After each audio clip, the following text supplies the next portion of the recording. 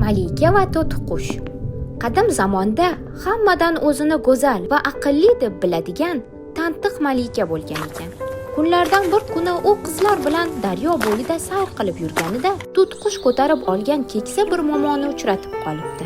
Kampirning to'tisi odamlarga taqlid qilib so'zlashni, hatto kuylashni ham bilar ekan.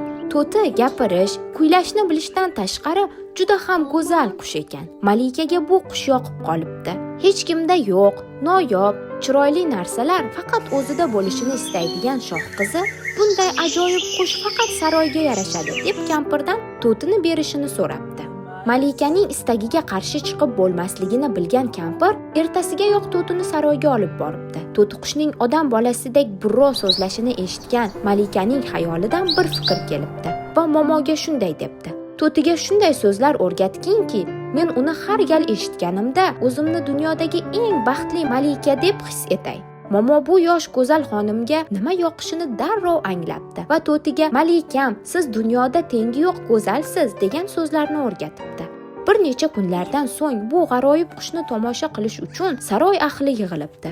To'ti keksa momo o'rgatgan so'zlarni dona-dona qilib takrorlay boshlabdi. "Malikam, siz dunyoda tengi yo'q go'zalsiz."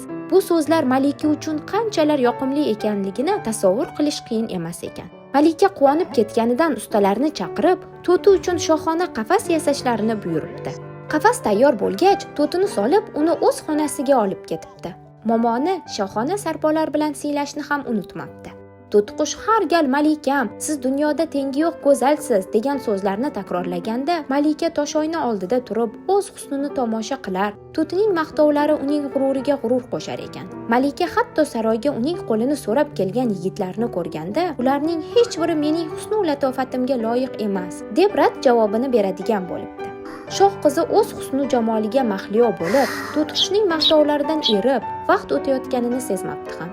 Asta-sekin yigitlarning ko'ngli qolib, bu go'zal ammo dimog'dor malikaning ostonasidan sovchilar qadami uzila boshladi.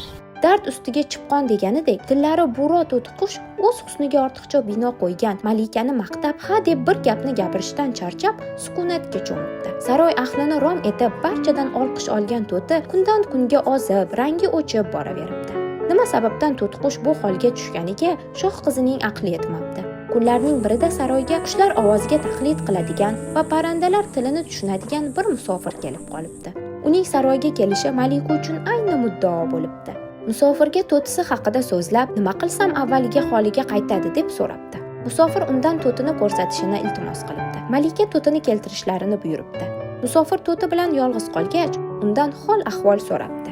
Necha kunlardan buyon sukunatga cho'mgan to'ti tilga kirib, o'z tilida shunday debdi: "Saroydek keng, muhtasham bo'lmasa-da, momomning uyida baxtiyor edim. Inson ovoziga taqlid qilganimni eshitganlar olqishlashar, meni so'zlashga o'rgatgan momoni ham quruq qo'yishmas edi. Momo meni juda yaxshi ko'rib parvarishlar, faqat ko'chaga chiqqandagina qafasga solar edi. Boshqa paytlari esa kengliklarda erkin qanot qoqardim. U malikadek ha deb bir gapni takrorlashga majbur qilmasdi. Har kuni yangi so'zlar, kuylar o'rgatar edi. Har gal yangi so'zlar o'rganganimda behad quvonardim" debdi. Qushlar fe'lini yaxshi biladigan musofir uning aynan shunday javob qaytarishini kutgan ekan. Ammo u malikaga to'tiqush aytganlarini so'zlab o'tirmabdi. Sababi to'tiqushni odamlarning bir ermagi deb biladigan malika bu gaplarni tushunmas edi-da. "To'tingiz qushlarda uchraydigan xavfli bir kasallik bilan og'rigan. U so'nggi kunlarini yashamoqda. Uvoliga qolmay desangiz, uni davolashga harakat qilay", debdi musofir va to'tini o'zi bilan olib ketishga ijozat so'rabdi. Malikaning esa rozi bo'lishdan o'zga chorasi qolmabdi. Qissadan hissa shuki, bolajonlar, u xoh qasr, xoh kulba bo'lmasin, har kimning o'z vatani, o'z uyi o'zi uchun azizdir.